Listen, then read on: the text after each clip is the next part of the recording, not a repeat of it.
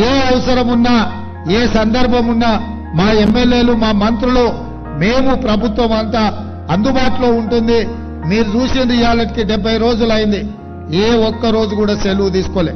ఎవరొచ్చినా కలిసినాం, ఎవరు ఏది అడిగినా చేయగలిగిందంతా చేసినాం. నేను బోడుపల్లి బొల్లిగూడ నుంచి వచ్చాను. నా పేరు శ్యామల.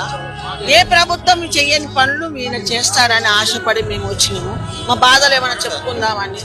మాకు 60 ఏళ్ళు ఆయన ఇల్లు లేదు, రేషన్ కార్డు లేదు, పిల్లలు పట్టించుకుంటలేడు. సరే అప్లికేషన్ పెట్టుకొని నా బాధ ఏదో విన్నవించుకుందామంటే బయట నుంచే ఇలా కొడుతున్నారు. ఈ మొదటి రోజే ఇట్లా ఉంటే ఇంకా 5 సంవత్సరాలు మంచి పనులు జరుగుతాయని ఎవరు నమ్ముతారు? మేము ఈ వయసులో వచ్చి అంత దూరం డబ్బులు పెట్టుకొని ఖర్చు పెట్టుకుని వచ్చినాక నీళ్లు లేవు, ఏం లేదు, బయట నుంచి ఎలా కొడితే మా పరిస్థితి ఏంటి? ఎవరు చెప్పుకోవాలా?